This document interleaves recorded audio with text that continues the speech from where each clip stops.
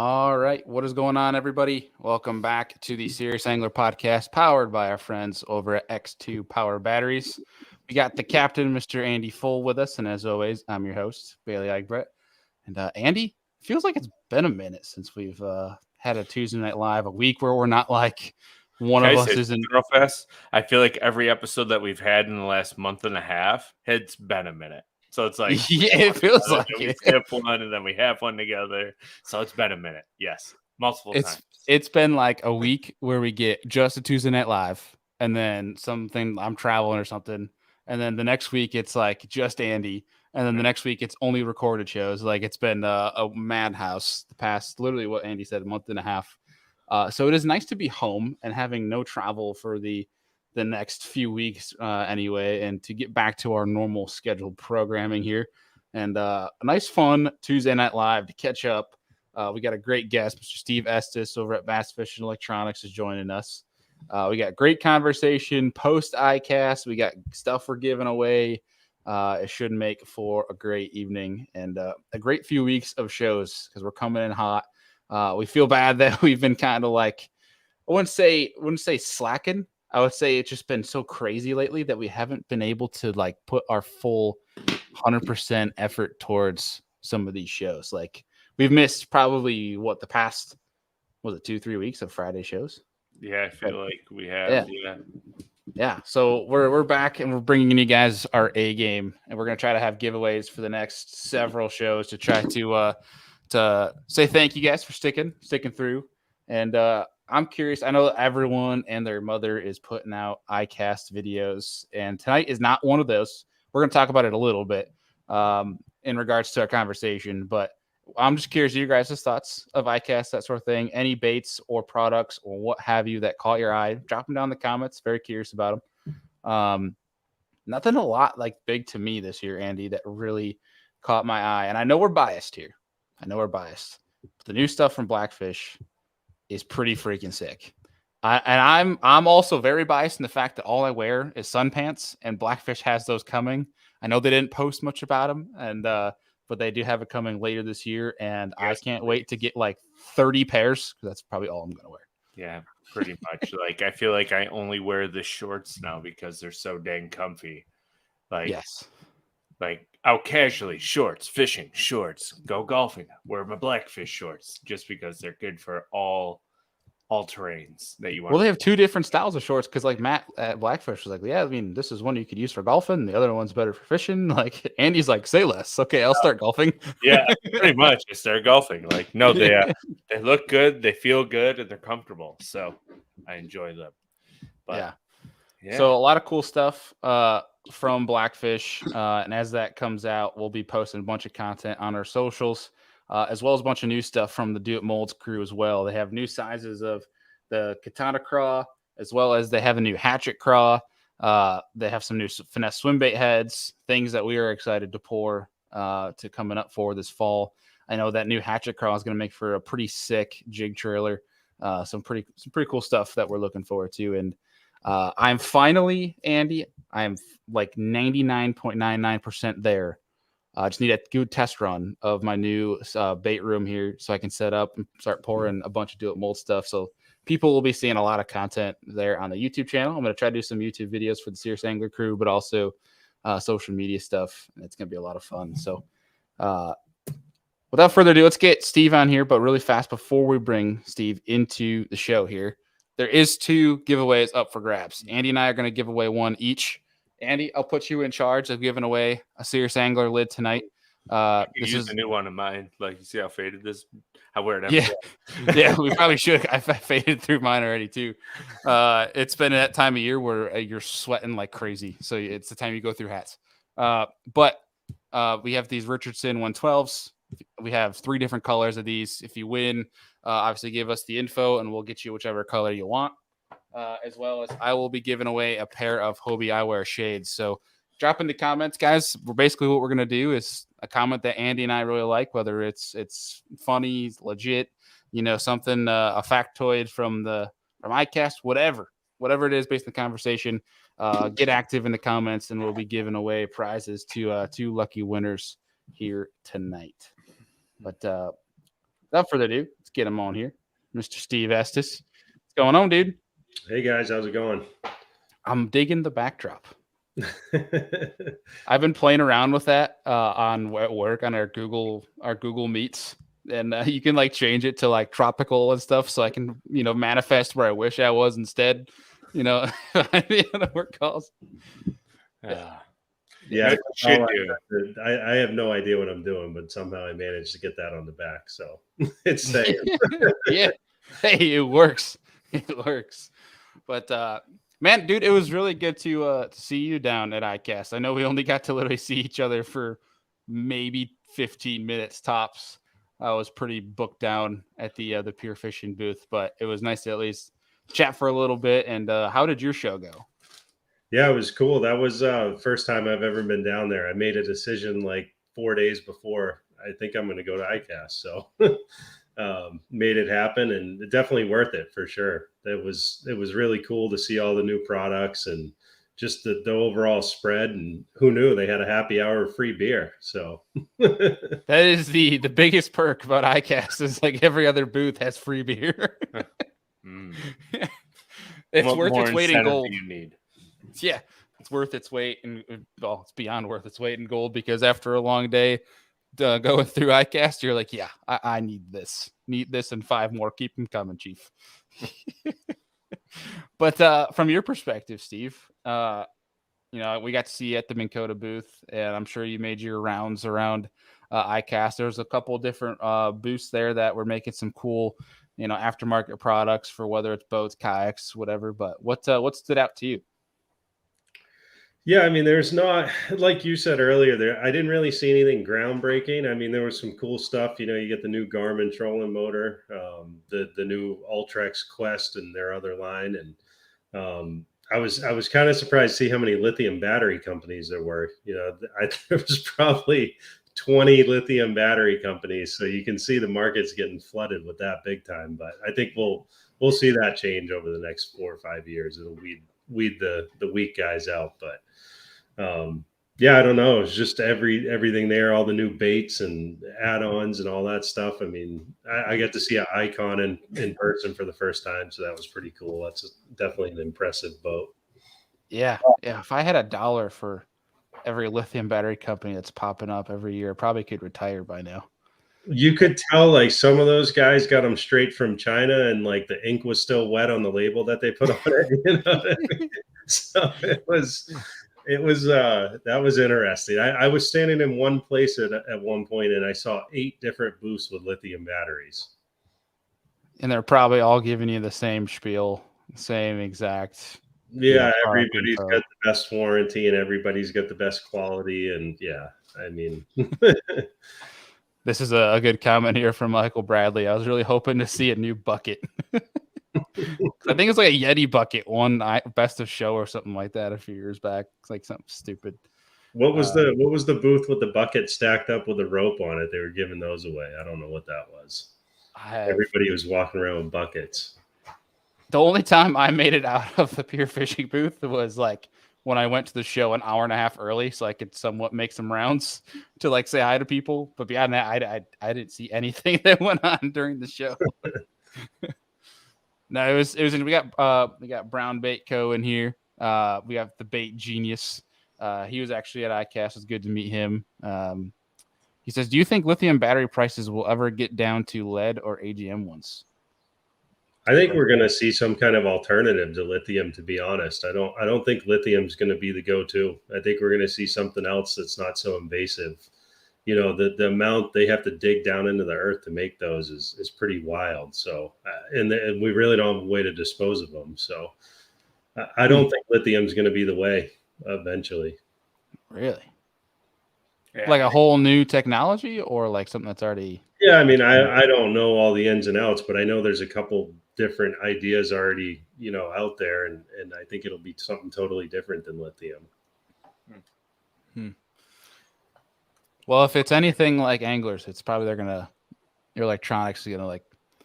Imagine if they had boats that ran off like your own pee. I know I thought about it. How many? There's a bunch of guys that like pee off the boat like 10 times a day. Well, I'd be screwed because I drink like one bottle of water a day, so I wouldn't go very far. Same. I'm horrible about that. Like in regards, I drink way too much water, where it's like to the point I have like these giant gallon things of water, and I'm like standing up trying to like not not show off to the world like 30 times a day. It's pretty bad, pretty bad. But so one thing I wanted to, what's that? I said you got to win one of those buckets and just leave it in front of you. So you just go. Well, see, in the kayak, I could just like I could put my wheels up, and there's a hole right there. Like we're good. Okay. It's nature's toilet right there. Yikes. But off that topic, something interesting I wanted to kind of take us down in regards to conversation was the new Garmin trolling motor. While I don't know much about that, and it was very hard to pick out the details from their release, but the new Kraken, they had something where if you have a Garmin watch, you could steer the trolling motor essentially which way you wanted to go, almost as like a wand, using your watch connected to the trolling motor. And I thought that was very interesting. I thought it was cool, but I also thought it was weird. Like, what if you forgot to disconnect it and you're like reeling in a fish and your boat's just like, twerking back and forth type of deal? I thought that would be interesting, but I'm kind of curious your guys' thought. With that in mind, do you see anything innovative from boat control potentially coming down in the future?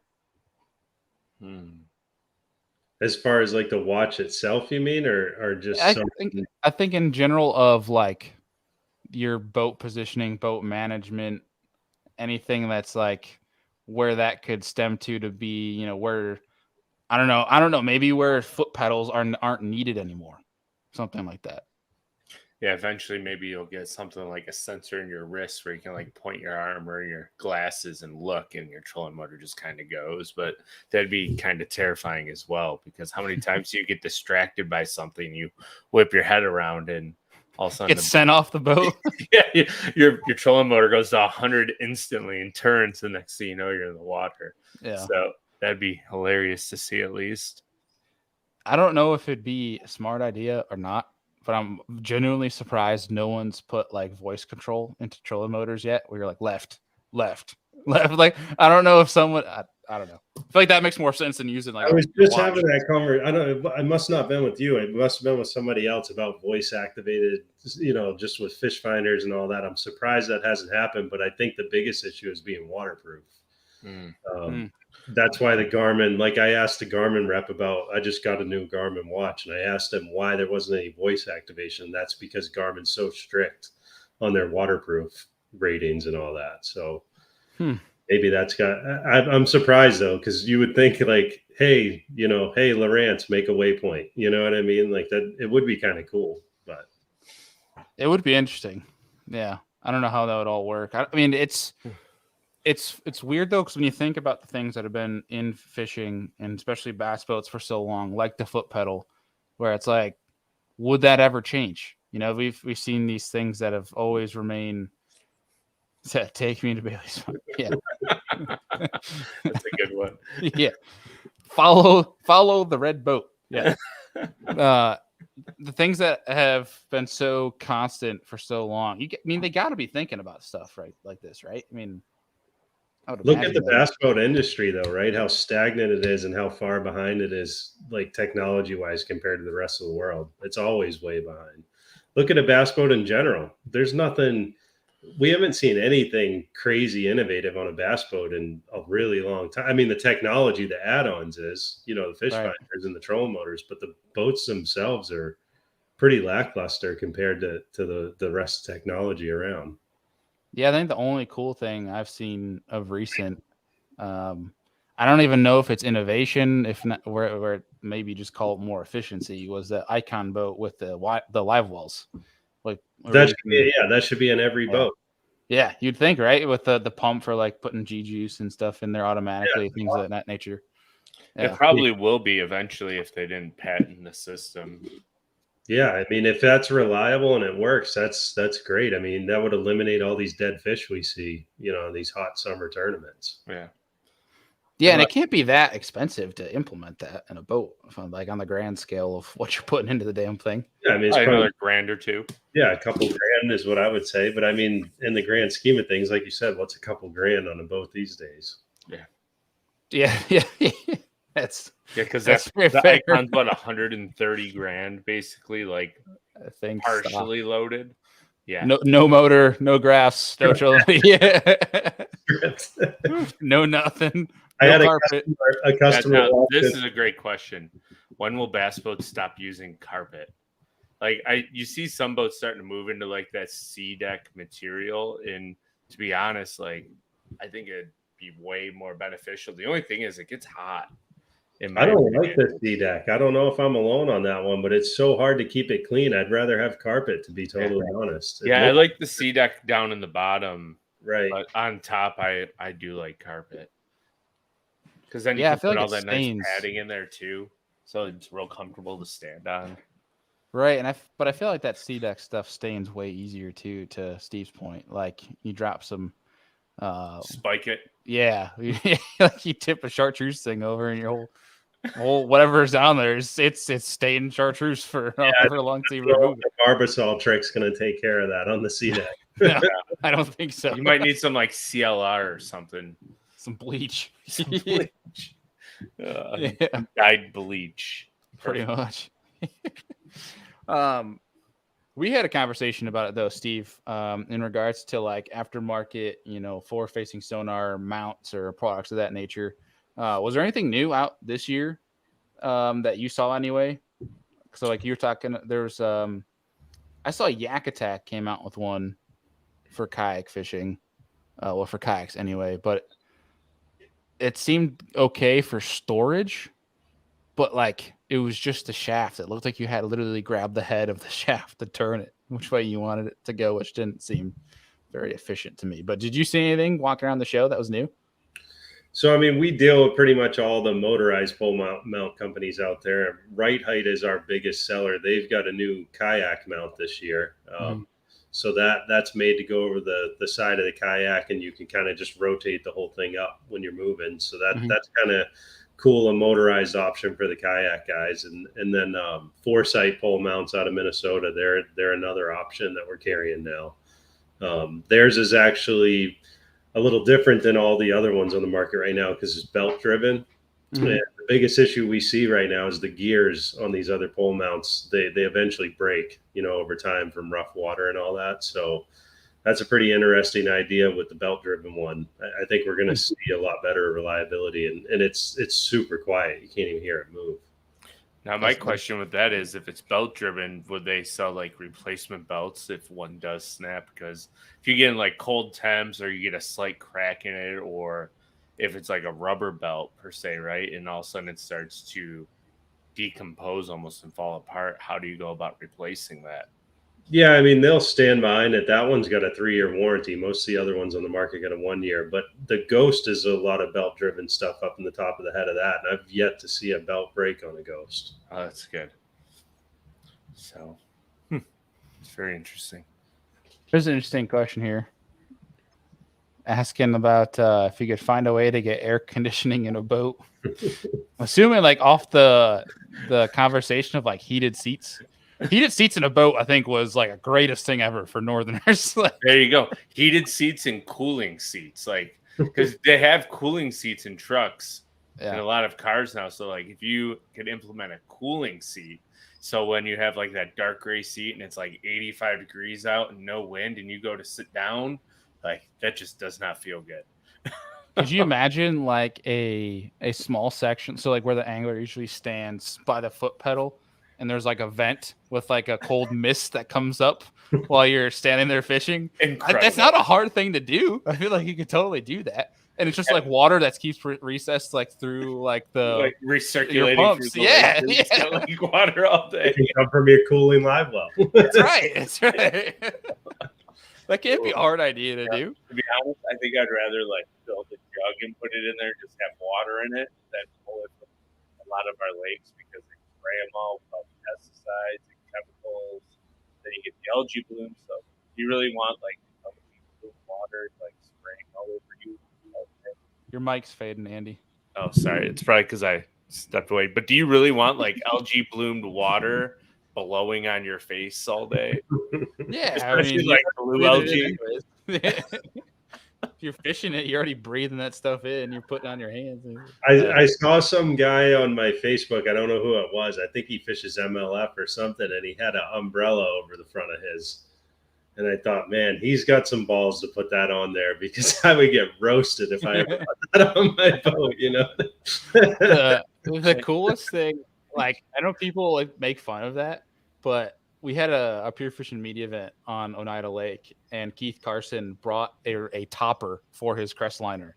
So like he's like, yeah, he goes, it looks stupid, but like on the days where it's super hot or raining, he goes, everyone's jealous of it because like if I'm putting it in perspective, like if he's a guy that actually uses his graphs, like if you're out there graphing all day long on Champlain, that topper's probably pretty nice. You're in shade all day. He's like, you can't go past 30 miles an hour, but like it's at least a roof over your head. Good old Crestliner Bimini top. He's living life right. Yeah, it's right. I mean, it is pretty sweet when I go out on the pontoon and got the top off. I'm not gonna lie. Yeah, it's small perks. Small perks. I don't know. There's so many. I feel like there's so many different ways that. To your point, Steve, though, that these bass boat companies are so streamlined in regards to like the same way of thinking, where I feel like it's not hard to bring some innovation to the bass boat market, where everyone's kind of doing the same thing, just in a different shape and different price point now. Yeah, it's strange to me, you know, like a new boat I got. I mean, you can't even hold a bag of ice in it for more than 4 to 6 hours, and it's like this is, you know, why don't we have nice insulated built-in coolers in these things, and just in general. There's an idea for Yeti, right? Like have Yeti partner with these boats and come up with a latch system 100%. so it's perfectly sealed so your ice stays cold all day. Like what? I would love that. I don't even put ice in mine because it literally melts in like an hour. So it just doesn't make sense. It's always it makes it tough when you're smallmouth fishing too. I'm not a big proponent of throwing a bunch of ice in the live well, but I like to put a little bit in. But I don't have any ice left halfway through the day. And what are you going to do? Trip over a cooler all day in the floor? You know what I mean? Not worth it. Yeah, you feel like with bass boats having coolers for this long, somebody might have made one that actually doesn't suck. Like, I feel like it couldn't have been that hard. Well, I did notice on that icon, like the lids, I don't know about the cooler, but on the live well were super thick. So they must be insulated really well. Well, hopefully that's the case. I mean, I feel like that's one that's pretty easy for people to do. I'm trying to think if there's anything else I've seen besides like touchscreens on, you know, the modules. But beyond that, touchscreens that don't work. That don't work. Yeah, they don't work at all. For 2 weeks they work, and then they're all shot. They're so unreliable. If you're lucky. You're lucky. They're so unreliable that they're putting backup buttons in now on Rangers and Icons and all that. Like they know they're gonna fail. It's like at that point though, what's the point of putting it in there just to raise the asking price? And then you're like, this thing ain't gonna work in 2-3 weeks, but we charged them $5,000 more because of it. It's pretty much what's got to be going on. But so for BassFishin Electronics, what is coming up soon? You got anything on the horizon that's coming up throughout the remainder of summer going into the fall period? Nothing really crazy. We're just chugging along with installs and dealing with some of this new product that came out, you know, the new Garmin trolling motor, and we're getting a lot of interest on the Minn Kota Ultrex Quest.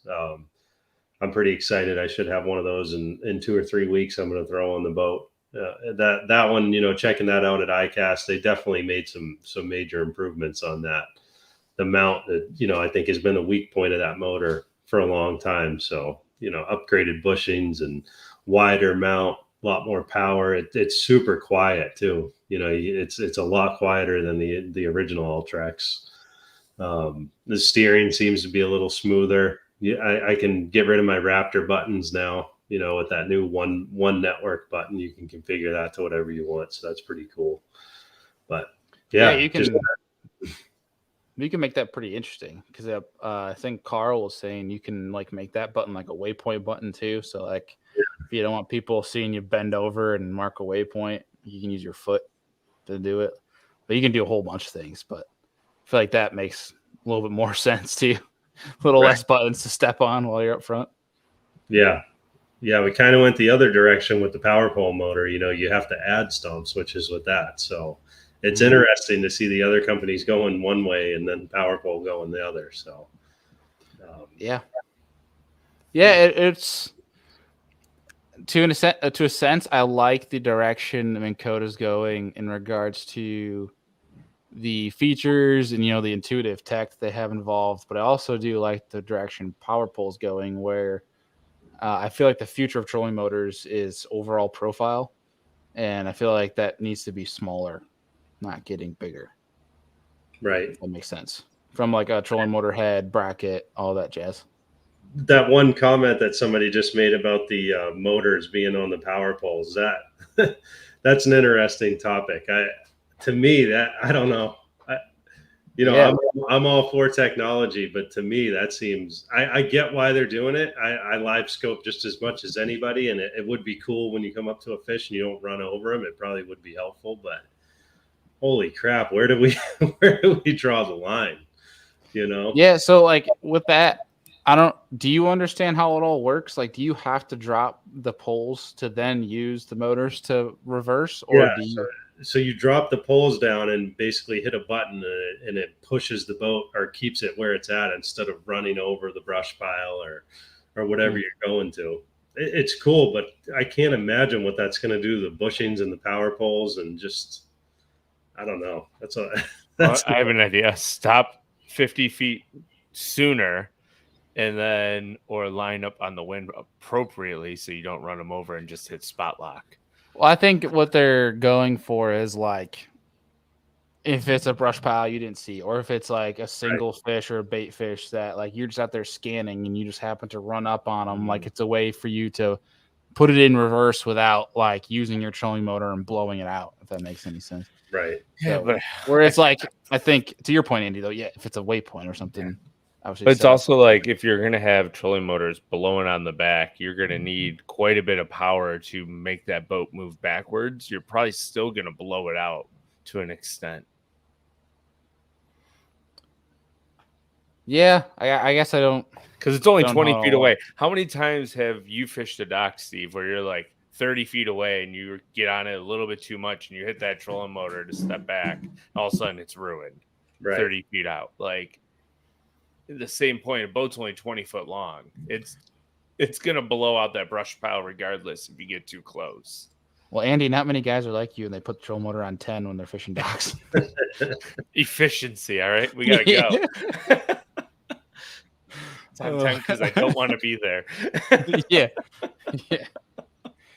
Well, speaking of all that, how's the fishing bend for you up on Champlain? I know you said you've been on a tournament bender these past few weeks. Yeah, I've been fishing a tournament, I think the last 3 weekends in a row, and I got another, I don't know, pretty much every weekend through August, but I'm not doing so great this year. I don't know. I mean, I've cashed a few checks, but I've been struggling. I don't know what it is. I can't get any big fish in the boat. Fished a team tournament on Saturday, and we had 22 and a half on 6. I mean, it was a solid day, but no.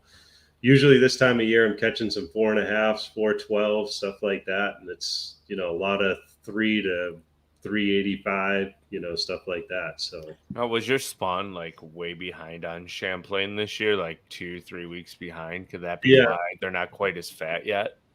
It's possible. Yeah, I mean, I guess we'll see. It has been getting better every week, so it's just strange that this whole year's been weird. Just the weather in general, with all the rain and it got hot and then cold, and then now it's been super hot and muggy up here. So I don't know. I do feel like the fish are a little confused. Yeah, it kind of seems that way. A lot of our fisheries over here too are kind of all jacked up, like at least compared to recent years, where it was consistent for the past 2 to 4 years. And then this year they're on places that they've never been before. And they're like not on places where they have been the past like things that make perfect sense, they're just not on whatsoever. It's very weird.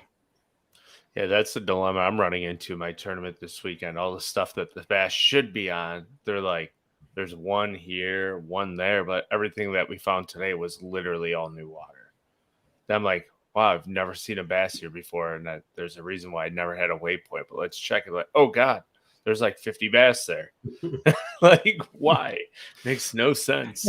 What is going on? Yeah, fisheries are weird, and I think part of it too is like pressure because everybody knows just about, like, the people who put time in know a lot of stuff now, right? Like, and maybe the fish are starting to adapt to it as well and moving into new areas where they're not getting as much pressure. Is it possible to pressure fish on Champlain? It's definitely changed. There's no doubt about it. I mean, there's people like Andy just said, like all the offshore rock piles that never got any attention. I mean, that's like community holes now. Like I don't even fish them because you look out and every rock pile has a boat on it. So do you think more people are becoming willing or adept to spending the hours behind the console, putting in time just graphing? Do you think that's what it is? More people are willing to do that, or like, what do you think that adjustment is? I think a lot of the younger guys for sure are more willing to put the time in with the electronics, right? They probably enjoy it more, side scanning and live scoping. And I think that's probably, what that's all. And it's become so easy to use all this stuff. The side imaging is so much clearer and better than it used to be. Kind of takes all the guesswork out, Right. There's not much question of what things are anymore. Yeah, I mean, 160 feet out to the side, you can clearly see a rock pile, so you can eliminate a lot of water quick. Yeah, for sure. Yeah, I mean, are you seeing what's winning the tournaments up there for you? Is it a lot of green? Is it brown fish right now? Is it mixed? What's been the deal lately on Champ? It's been mostly smallmouth. There's been some massive weights down out of tie, but this latest rain has ruined it. But there was a local tournament out of there 2 weekends ago, I think. It took 26 pounds on 5 to win. I don't know that I've ever heard of that. Was it the New York State Fed event, like 25 and a half? No. Well, see, there you go. There's another one I didn't even know about. Yeah, my buddy Billy won that. That's my tournament partner this weekend. He won it. He won by, I think, like 8 pounds or something. Yeah, it's been on fire the last like 3 weeks. I mean, guys are like, it's common to see 22 to 25 pounds. For resurgence of tie. Yeah, on 5. So not to completely lose track here, but why is the 6-fish format so popular on Champlain than the rest of the state? I don't know. I'd rather not see it, especially in the summer. I mean, it's so stressful in the smallmouth. You'd think you'd go the opposite direction. You'd go 3 or something like that. Right. Or 4. Because Thousand Islands Open, I think, is 4. Like a lot of the Canadian tournaments on the St. Lawrence have gone to 4. I like 4. I don't mind it.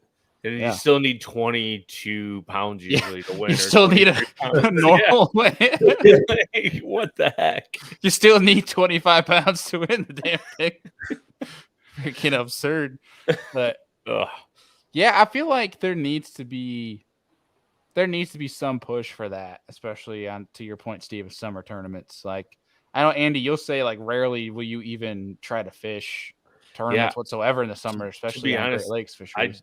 I don't like doing it. The only reason why I'm fishing them more this year is, one, they put a bigger local tournament in the middle of summer on it, and it's the home pond. It's easy. It's a decent entry fee, so you have to fish it almost. And then the Wednesday nighter, like, I'm not saying I got my arm twisted, but fish with somebody I haven't fished with in a couple of years. I was like, all right. And then they got some cool belts to go with it if you win the whole dang thing at the end of the year. So I was like, oh, we got to try to win these WWE championship belts that come with it. So it's like, but I mean, to the credit though, to the anglers here in Buffalo, they've gotten a lot better with fish care, learning how to fizz fish, keeping them cool. And even our Wednesday night series, a lot of Wednesday nighters are 5-fish tournaments. Our Lake Erie one is only 3. So it's your best 3, and it makes the weight a lot closer, but you better have 14 pounds to have a shot for 3 every single Wednesday. So in 3 hours, it's work. Yeah. It'd be, it's very interesting. Yeah. But I think a lot of the education around fish care is getting better. We don't want what happened to Kentucky Lake. We don't want to see what happened to the Berkeley B1 trail up on the St. Lawrence a couple years ago, where there was literally hundreds of smallmouth floating dead. But also, I feel like the state itself could do like regulation control, right? And maybe even open the catch 5 and weigh season sooner. Yeah, it might impact the spawn, but I mean, our lakes are ice free in the middle of March some years. So why not open it the first week of April and then close it the first week of May or second week of May when you know they get on beds, and then reopen it afterwards? And then you can maybe go to a 4-fish creel limit in the summer. And then when the water starts to cool down, call it September 1st, then you can go back to 5 fish. Like, that's one way the state could do something to protect it, but they never will. That's requiring the state to actually care. Yeah. That's exactly what I was just about to say. Same thing at Champlain. Why in the world don't we open it right after ice out? Yeah. Have monster bags of smallies, up until May 15th. And the chances of the fish surviving when the water is 41 degrees is 10 times better than when it's 85 degrees. The MLF Toyota that just came here in the spawn at the end of June it's disgusting. I mean, I don't think I'll fish one again, because of how it's sad, honestly, to see them come to this lake with 228 boats and just trash it. I mean, there was no fish left on beds. And I mean, when you take that, and there used to be some deals that people didn't touch, and I felt like a lot of those fish got away, but that's not the case anymore. These guys have figured all this stuff out by seeing it in previous spawn tournaments, and it just kills the lake. I mean, it's really sad, to be honest. Yeah, the things people do for money, man. And Plattsburgh's never going to say no, because it's not a super wealthy area, so they love the money coming in. They don't care about the lake. They just want the money rolling in. And I don't know. I'd like to see somebody step up and care, because I feel like it's all going to go away, if we keep this going. It very well could be. Or like a simple thing, too, that they could do during the spawn. So you call it, because Champlain opens a week earlier, they could propose that it has to be a mixed limit. You can only keep 2 smallmouth in your bag or 3 smallmouth in your bag. And that would be another way to protect them. Like, just things that you could do. But the state agencies don't care. They look at it as like, oh, this is a huge money trip for this little town. So it's good for the economy of this little area that they get these 4 tournaments a summer with 200 boats. I mean, that's millions of dollars coming into that little tiny town and province area. Yeah. So, yeah. Well, I mean, looking ahead, can you give us a little preview what the Bassmaster event might look like up that way? Is it going to be mostly brown, you think? Is it going to be a mix? Is it going to be green? Is Ty going to keep putting them out? It's going to be one on smallmouth. There's no doubt. Yeah. Yeah. Man. Yeah. Have the smallies been getting bigger every year still?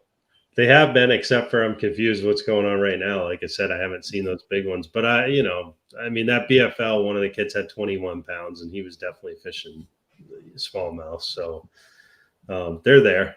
The elites are going to figure it out, and they're going to have giant bags. It's going to take 20 and a half to 21 a day, I'm sure, to win. Fun. And catching 50, 60, 70 fish a day. Yeah. On some days. I think that's the biggest learning curve for the southern guys, or guys that aren't from the north, or maybe that even just have never been to Champlain before, is that they think when they're around numbers of fish that they're around fish, like winning fish, but that's not the case at all. Yeah, let me go blast 102 pounders, and I'm going to have a time, but I'm going to finish 103rd. Yeah, you're like, I'm around 3 pounders, man. So I just keep going through them. I might get to that 4.5. No, that's not how it works. If you catch a 3, run. Right. Yeah. Damn rats. Well, it's funny though, because like a guy from like freaking Bama or something comes up and he catches 33 pounders. He's like, dude, this is freaking awesome. We're going to have like easy 17 pounds. Okay, yeah, but you're in 50th place right now. Or 75th. Yeah. Yeah, one of those Champlain tournaments, 17 pounds put you in 80th something place. It was nuts. God. That place is so dumb, man. This is the best bag of smallmouth of my life, and I'm darn near last. Yeah. What? Well, that's what it was. Was it 2 years ago when they were on the St. Lawrence that it was like 20 pounds was like 60 or 68 something? or something dumb. Yeah. Yeah. It's like, what can you do, man? It's like, Yeah, that was last year too, because I think Wes had like 20 and 21, and I think he finished like 61st. You can't even get mad though when you have when you catch 20 to 21 a day. Like, even if it is a St. Lawrence, that's not a bad day. No. It's like, it's really just a difference between a 5-pounder or two. That's really all it is. Yeah. And that's the one thing I will say about smallmouth in the Great Lakes is I feel like if you're around 4.5 pounders, you're very likely to get bit by a bigger than average fish. I feel like if you find a group of 4 pounders, there's usually a rogue giant. You just have to figure out where they are within that area that you're catching all those 4 pounders, because they're there.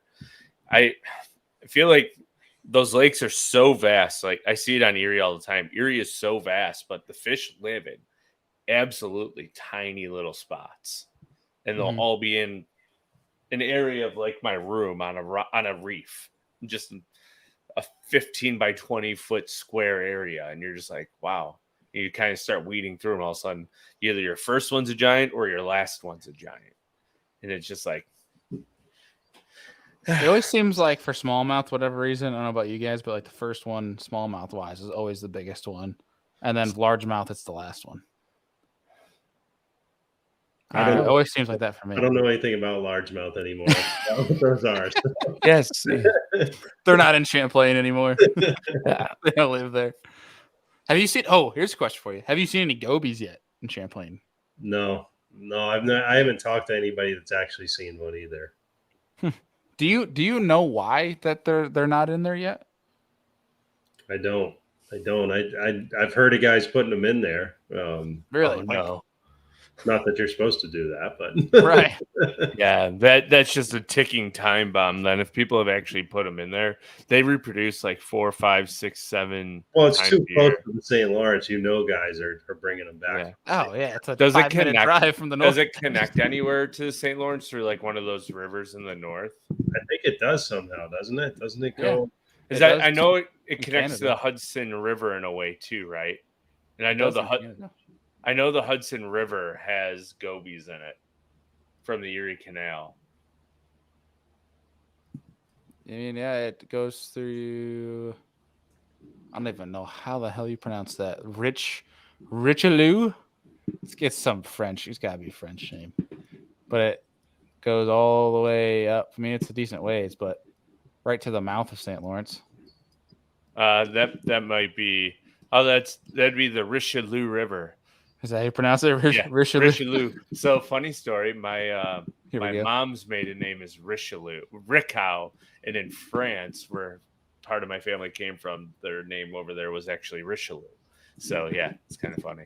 Little history lesson for you there. The full family history. Yes, but yeah, I don't see now where that comes into the St. Lawrence up there. Was at Lac Saint Pierre?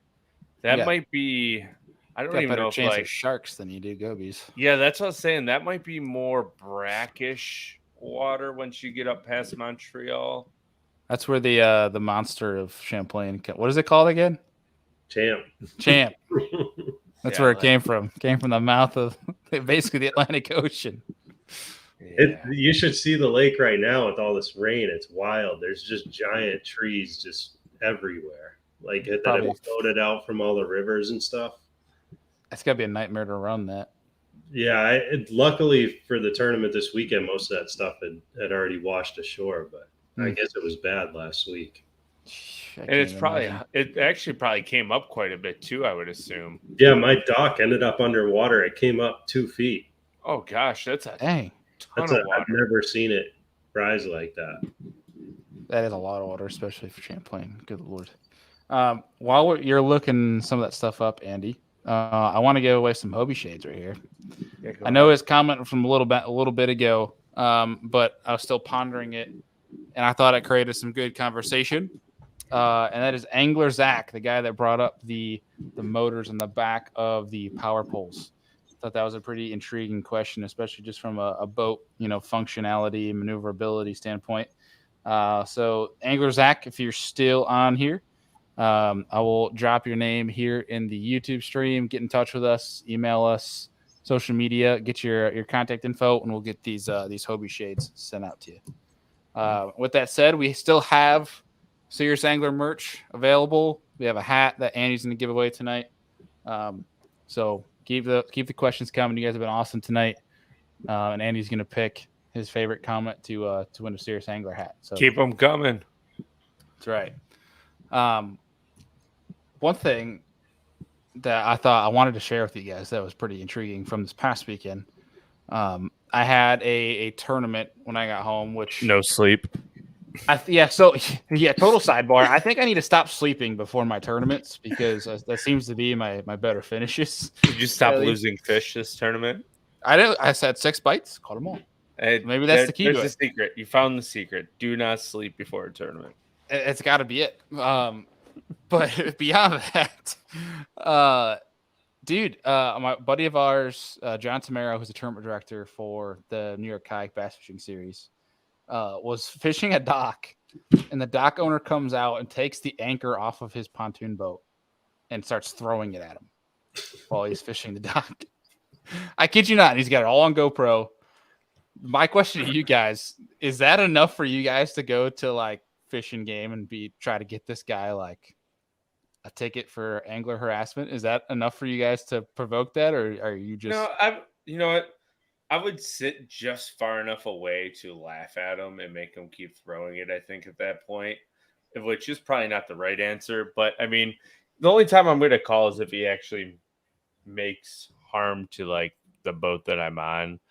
And I don't think he's like, and I'm not defending the dock owner here or anything, but as anglers, I'm going to take his side here for a second. As anglers, we could do a heck of a lot better with leaving our baits in people's boats and casting them on the prop shafts and wrapping them on docks. And like, I try to get off as many as I can when they get stuck, but a lot of people just like blatantly break them off, leave 50 yards of line hanging there. And if I was him, I would be mad too. I wouldn't throw an anchor at somebody. But I also probably would never own a dock on public water to where I could put myself in that situation. But you also have to look at it from his side. He's tired of probably having to replace the pontoon boat cover or pull line out of his prop shaft and take a prop off his pontoon boat because, like, not everybody can cast efficiently around or underneath the dock. And if you put yourself in his shoes, and like I said, I'm not defending him, how would you feel if somebody came every week, you're pulling lures out and you have grandkids running around on the dock and maybe one of them ends up stepping on a hook, etc.? Don't buy a lake house. That's the way I feel. Yeah, don't buy a lake house. But I mean, hey, here's the way I see it, Andy. Here's the way I put it, because I put out a video and it was actually crazy, the different reactions across different platforms, but both videos blew up. I had like 400 something thousand views on Instagram. I had like almost 900,000 on Facebook. And the amount of angler support I had on Instagram of me, like there was a guy that was walking out of his house, like perfect timing. Like if it was 10 seconds later, I wouldn't have even gone past, like gone into the section of docks. So they were spawning in the backs. This guy walks out and I'm going in and he starts giving me crap for fishing docks, whatever. And it just turns into this thing where it's like if it's public water, if the fish are here, I'm going to fish here. And I ended up turning around and leaving. But the amount of angler support on Instagram and the people on Facebook that just don't understand like how public land or anything like that works, like just shredded me apart. And it was to the point where like there was like the naive comments of like, I'm wearing a sun hoodie and it was like 85 degrees and hot that day. And they're like, you're such a creeper wearing a hoodie in summer and fishing. Like totally naive and ignorant comments. Yeah, he's just out there creeping with all the little. Yeah, I guess so. I'm just creeping around. And but like to my point is like the way I put it and try to put it in perspective to some people, and the people that actually had some, marbles in their brain left could understand it. It's like, if you buy a house next to a golf course that's backed up to a golf course, are you going to get mad at somebody for hitting your house for golfing? Well, no, just for golfing. Like, I mean, not even that, just like fishing your dock. Like, I mean, the guy that got yelled at, John, like, He's very responsible. One of the nicest guys that I've met. Like if he gets hung up, he's gonna go try to his best to get it off. But like when you're getting mad at somebody for fishing your dock, it's like it's the same perspective where it's like you're gonna get mad at somebody for golfing on the golf course when you bought a house right next to the golf course. Like it's on you. If you don't want to deal with it, don't buy it. Like it's your own money. You can make that decision. Like I don't know. I wanted to bring it up because I've seen a bunch of these different situations lately. And like the guy, you could tell just it's definitely an uneducation thing where it's like the guy's like, that's dock harassment, like it's a charge, like that doesn't exist. It's called property damage, but that's not happening either. I don't know. I just thought it was an interesting topic to bring up. Do you see any of that, Steve, on Champlain? Like people just going nuts if you're fishing their dock or something like that? No, the people on Champlain are really friendly. I mean, Champlain, you don't have in the I think the reason for that is because obviously there's some wealthy people on Champlain, but there's not a lot of it like on Winnipesaukee or something like that. It tends to be just where you see the wealthier people. That's where they have a lot of money and they think they own what they bought, and I think that's what it boils down to. And they're just, like you said, uneducated, and they just don't get it. I mean, my thoughts are on it. I used to fish docks exclusively before I did all this offshore smallmouth stuff, and I got yelled at all the time and had a lot of different reactions, some not so pleasant on my part. But, the way I look at it is it's not theirs, and I'm going to fish it. If I decide I'm going to fish it, then so be it. If I was respectful, though, like if I saw them watching me like a hawk or, standing on the dock, I wouldn't go up and fish it, or I'd ask. But on the flip side, if somebody just walks out and starts yelling at me for no reason, I'm going to keep fishing it just to make them even more mad, to be honest. So yeah, that's just. Yeah, I mean, I'm gonna fish them, but like, if someone came out and politely just been like, "Hey, I'd rather you not fish my dock," I mean, exactly, I'm gonna be like kind of annoyed a little bit just from like right. lack of now they don't understand. But at the same point in time, I'm gonna move on. Like, but have they ever done that? No one's ever asked me to do that. But right. like, it's wild though, the perspective of people that I mean, it's the social media age, right? People just jump into conclusions because literally in the tournament, 3 docks before I fished this one, this guy yelled at me. You guys will see it in the YouTube video. There was kids fishing on the dock, and the kids are like, the parents were out there, and I went way around them, because like people fishing, you give them room, and like the kids were like, "Are you catching anything?" or whatever. I'm like, "I'm catching a few." And they're like, "We haven't caught anything," and I don't know what it was timing, but I literally saw a bass like by the kid's dock. I'm like, "Oh man!" Like went over, gave the kids like baits to tie on a wacky rig, and watched the kid catch like a 1.5 pound next to the dock. Like I don't know. It's you get like 99 of them that are great interactions. People, good morning, how's your day? You catching any fish? They want you to hold up the fish you catch off their dock for them. Like, and then there's the one grump that's just out here throwing anchors at you. Just I went back and watched that film like a few more times, and that was the same guy who yelled at us last year, Bailey. Without a doubt. That was probably the worst I've ever handled one of those dock ones. To your point, Steve, I did not handle that one well. Well, I mean, the guy's screaming and swearing at us, right? And all of a sudden, that's the thing that his grandchildren out, and he's like, "You're such a great role model for my grandchildren." I was like, "Sir, you're the one swearing in front of them. You're a great role model." We just kind of sometimes it just hits you wrong, I've had it happen.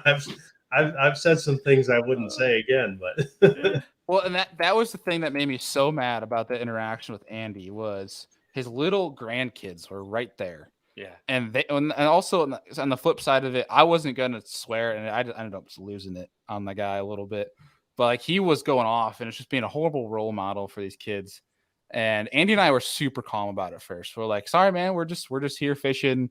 We literally just caught a bass off your dock, like, and we saw like the kids had fishing poles, so we're like, we'll leave, we'll let let the kids fish type of deal." And he just kept going into us, and I had a moment of just weakness, and and Andy remembers, I just turned around to the guy. I'm like, "You know what, man? F off," and I skipped right under his feet. And I was like, "Screw this." You're probably the reason why he's throwing anchors at people now. Probably.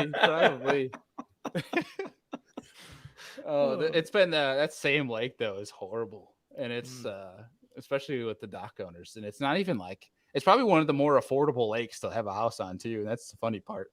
The best reaction that I've ever had to date was when I was younger. I was fishing down in Cape Cod in Massachusetts, and I went by a lady's house. No dock. She didn't have a dock. I was just fishing, and she came out screaming at me because I wasn't even fishing. That's the funny part, because it was just a sand bank. So I had the trolling motor on high, and I was just fishing down through, quick passing through. And she was, lost it. You people get hooks in my kids' feet and all. And I didn't say a word to her. I just looked at her and I smiled. As the boat was drifting by, I just turned and just kept facing her and smiling. It drove her insane. She's like, I know you can hear me. And I never said a word the whole time. I just kept smiling. That's the best reaction I've ever had from somebody. Oh, man. Do you guys have weed mats up by you too? Yeah. People put them. Yeah. That's the part that drives me nuts too. The people that complain about the hooks. It's like, dude, you literally have like a rug that snags all these baits, and you're going to get mad about it. Let's not even talk about carpet mats. Like, that's something in New York State, Steve. There's a law that we can't alter the lake bottom at all on any of our natural lakes. And these people on some of our finger lakes install carpet mats to control. I've never seen that. Weeds on a lake that you're not allowed to do it. But DEC lets them do it because they're trying to manage the weeds. So they're altering the lake bottom by putting carpet mats down. And then they get all mad, like they put signs up, carpet mat, don't fish my dock because it's a carpet mat. But it's like, you're altering the lake bottom. Like, I've lost so many square bills in the spring and flat sides. Square bills, mag graphs, jerk baits. Like, yes, I have gone swimming for a very expensive glide bait to get that back off a weed mat, and it was like 50-degree water. Yeah, I've never heard of that. That's a new one for me. Yeah, now they're starting to put them in like all of them, which is even worse. Yes, they will. Now that I'm home and settled and my brain is unscrambled from ICAST, I actually have the card for the contact for the division, like the fisheries biologist for New York that works for the DEC, and I will be giving them a phone call this week. So look out for more information on that, my fellow New York folk, because I'm going to be email blast. Ask them for their email so that all of our listeners can just send emails in. Well, we'll get that. But also, like, I'm trying to get us a seat at the table because it's freaking ridiculous that we don't have a seat at the table. So we might have a petition here coming soon, depending on how that phone call goes. But either way, well, we could go down this rabbit hole for hours on end. We'll save that for another episode. Yeah. Better yet, we should get that person on to have an episode to talk about it. We should. That would actually be pretty good. Why does New York suck with fish conservation? The first question of the night. Hard hitter. Oh, that would be very mean to set somebody up like that. Steve, we should do a more lax episode. Maybe when we do 300, we'll get you on. We'll talk some wild, more dock stories or angler interaction thing. We could probably have some juicy stuff we could cough up for sure. The carpet cutter. There you go. That's a good one. Big thing is scissors. Oh man, I do have a comment though here. I gotta go back and find it for the hat real fast. So bear with me because it took us on a really good tangent. So Brown Bait Company talking about the AC, it took us on a great tangent of talking about misters and lake algae. So he's going to be the guy who wins the Serious Angler hat. So reach out and send us a message and pick out what hat you want, and we'll make sure we get that over to you. Yeah, we've been chatting. We met down at ICAST, so shoot me over your contact info, man, or not your contact, your address, and we'll get that hat sent out to you. Freaking sweet. He is a wizard. He's one that we need to get on for a lure lab, Andy. Ooh, I like it for sure. So Bailey, how many times have you been to ICAST? This will be 3 now. So what's your thoughts on new product over the 3 years? That like this year, was it? I mean, if you want my honest to goodness opinion of ICAST, I think it's a bunch of baloney. Like in regards to like the whole voting thing, I think some of the best products in the entire show get swept under the rug from the big companies that have the pull in regards to media attention.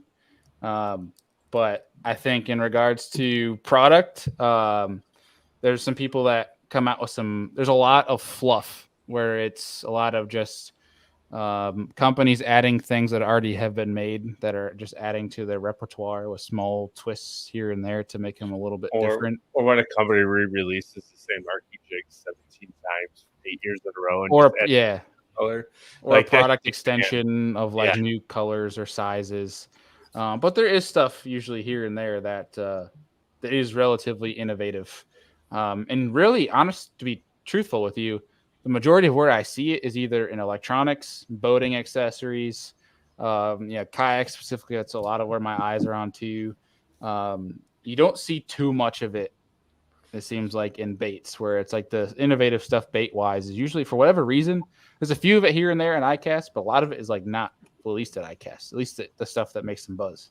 Yeah, the baits I didn't see much. I mean, it's weird. You're walking down the case of baits and you see rubber alligators, and you're like, what what's going on It's all here? a gimmick. Yeah. Lunker hunt spider. Yes. I mean, ICAST is the political election for fishing, is what it is. That's what I have learned.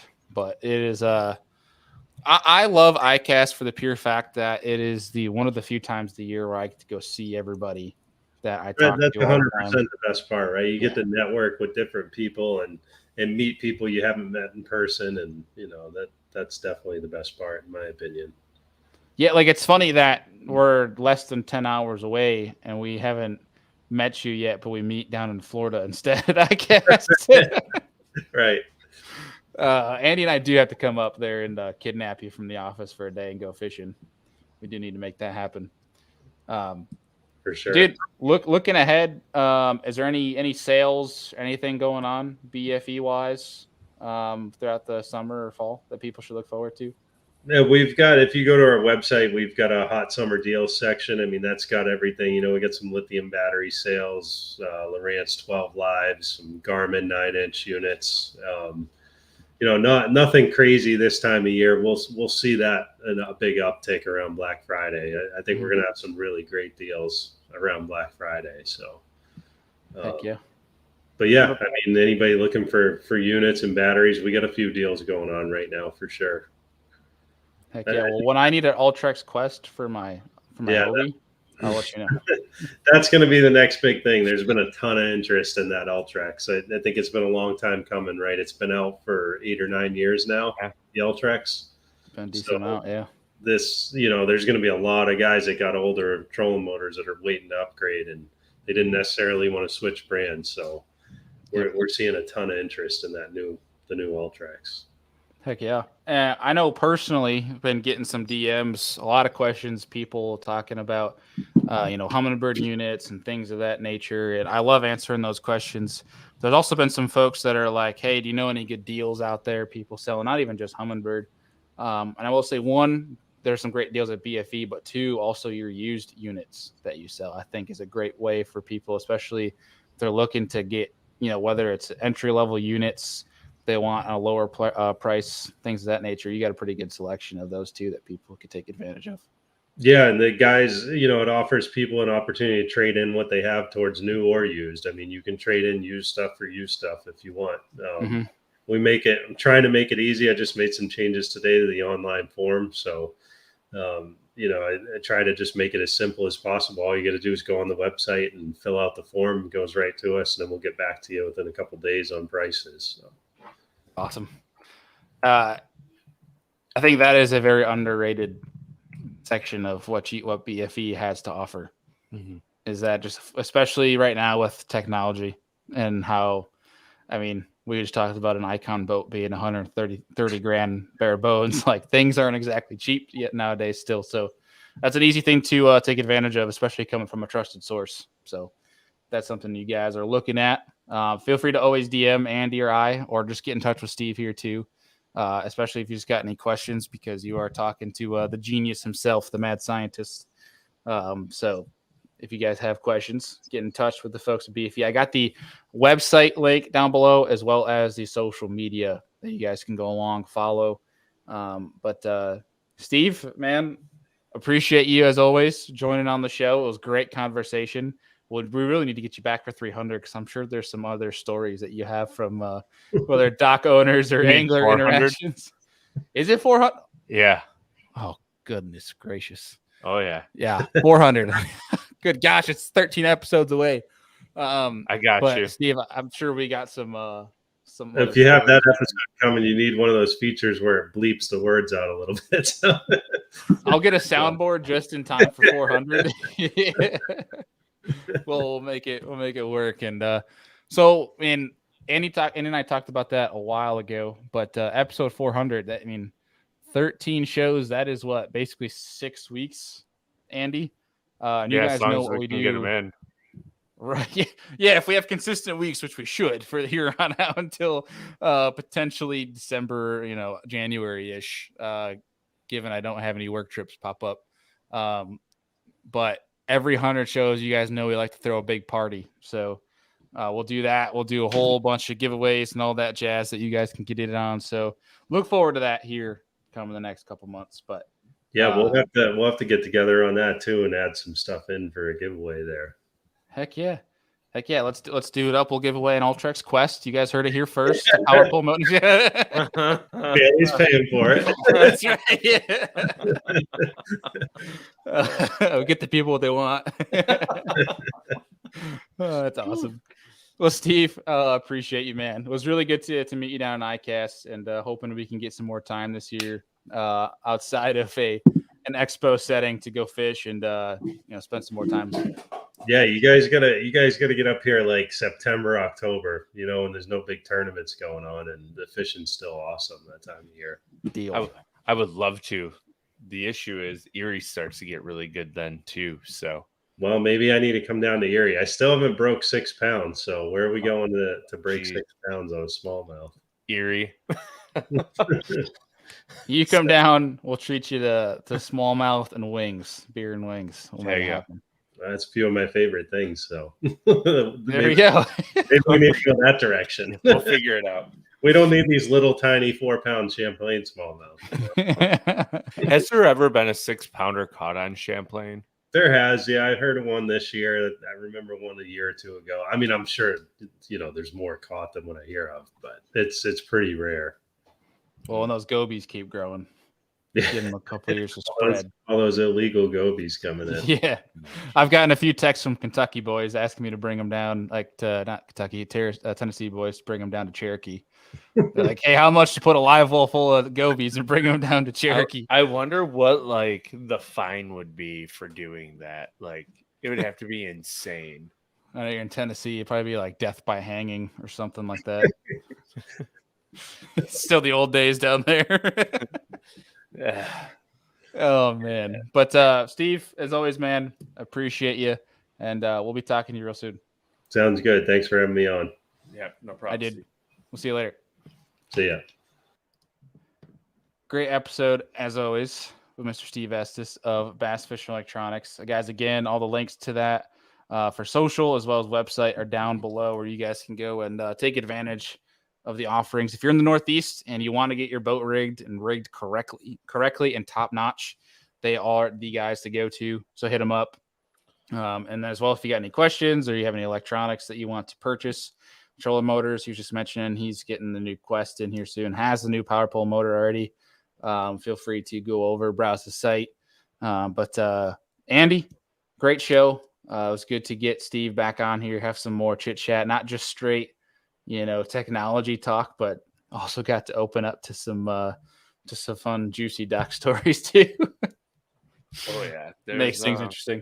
Oh yeah, I will say tomorrow night, coming ahead for the show tomorrow night, we're trying to still figure it out at the moment, but we have a dual stream that I will be doing. We'll probably put it on Serious Angler as well for us kayak folk. Where we're going to do a dual stream with Bass Thumbs Fishing, his podcast he's over on the West Coast in California. We'll have Rudd joining us. We'll have the Fook Master joining us. We'll have our buddy Brandon, Brendan, that Bass Fishing dude. We got a few different folks throughout the industry that are heavily into the kayak space to talk about a little post ICAST kayak talk. So we'll dual stream that, put it up on MP3 as a little bonus episode for you guys.